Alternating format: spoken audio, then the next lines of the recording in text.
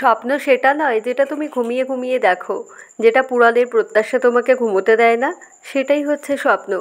রাধে রাধে বন্ধুরা, কেমন আছো সকলে? আশা করি সকলে অনেক অনেক ভালো আছে। আমি সুস্মিতা চলে এসেছি আবার একটা ছোট্ট ব্লগ নিয়ে। আজ বুধবার আর এখন হচ্ছে সকাল 8:30 বাজে। তো এখন থেকেই হচ্ছে ব্লগটা স্টার্ট করছি। আর প্রথমেই হচ্ছে দেখো আমি কিচেনে চলে এসেছি। সেদ্ধ অন্ন করেছি আজকে, আর তার সাথে এখন হচ্ছে দুপুরে রান্না বান্নার জন্য আমি একটু পনির বানিয়ে নেব। তো সেজন্য প্রথমেই হচ্ছে দুধটাকে ছানা বানিয়ে নিলাম। আর এখন একটা কাপড়ের মধ্যে দিয়ে জলটা ভালোভাবে ঝরিয়ে নিয়ে আর এটাকে হচ্ছে চাপ দিয়ে দেবো। আর এই যে অন্নের মধ্যে আজকে দিয়েছিলাম হচ্ছে উচ্ছে আর কুমড়ো, আলু, ভেন্ডি। তো এগুলোই দিয়েছিলাম। এরকম সব রকম সবজি একসাথে দিয়ে কিন্তু সেদ্ধ অন্ন কিন্তু ভালোই লাগে। তো আমি সব সময় যখন টাইম থাকে না, তাড়াহুড়ো থাকে, তখন হচ্ছে আমি এরকম সেদ্ধ অন্নই করে নিই সব সময়। তো যাই হোক, সব রকম কিছু এখন অন্নগুলোকে ভালো করে সবজিগুলো থেকে পরিষ্কার করে নিয়ে আর সমস্ত কিছু মাখা করে নেব। তো যাই হোক, সমস্ত কিছু করে ভোগ লাগানো তো হয়ে গিয়েছে সকালে। আর তারপর এখন এই যে দুপুরে রান্না বান্নার জন্য আজকে বেশি কিছু করব না, আজকে একটু পোলাও বানাবো। আর তার সাথে হচ্ছে পনিরের তরকারি করব, আর তার সাথে একটু শাক ভাজা করব। তো যাই হোক, এখন পনিরটাকে টুকরো করে নেওয়ার পালা। আর অর্জুন চলে এসেছে, ও কিন্তু এখানে নিচে খেলা করছে।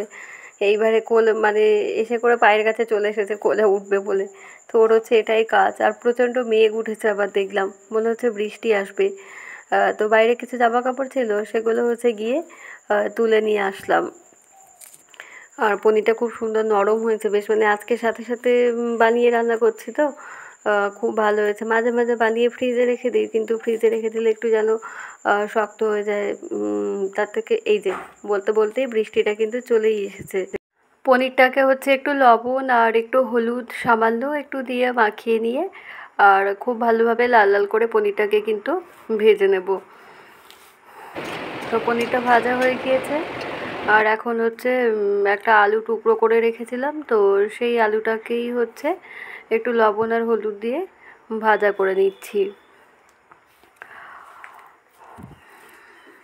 আর এদিকে কড়াইতে তেল বসিয়ে দিয়েছি। তাতে তেল গরম হলে শুকনো লঙ্কা, তেজপাতা, গোটা গরম মশলা দিয়ে ফোড়নটাকে একটু ভেজে নিয়ে তারপরে দিয়ে দিলাম হচ্ছে কুচনো টমেটো, আর দিয়ে দিলাম গ্রেট করে রাখা আদা। তো মশলাটা একটু ভাজা ভাজা হলে তাতে দিয়ে দিলাম দুটো কাঁচা লঙ্কা।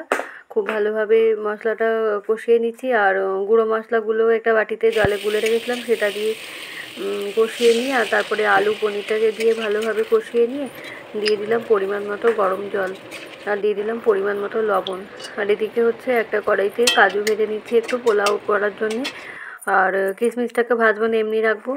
আর কড়াইতে তেজপাতা, গোটা গরম মশলা, ঘি এসব দিয়ে মাখিয়ে রেখেছিলাম চালটাকে একটু, তো সেটাকেই হচ্ছে দিয়ে দিলাম। আর এদিকে পনিরের তরকারিটা হয়ে গিয়েছে, তো এতে একটু আমি গরম মশলা দিয়ে দেবো আর একটু মিষ্টি দিয়ে দেবো। আর এই যে পোলাওটাও হচ্ছে এদিকে ফুটছে। আর এই যে অর্জুনবাবু এসে কোলে উঠে গিয়েছে, হুঁকি মেরে মেরে দেখছে রান্না মানে কী রান্না বান্না হচ্ছে। তো যাই হোক, এই যে এখন হচ্ছে প্রসাদ পাচ্ছি। ভিডিওটা আজকে বেশি বড় করলাম না, এখানেই শেষ করে দিচ্ছি। ভিডিওটা কেমন লাগলো অবশ্যই কিন্তু কমেন্ট করে জানাবে। Tata, by.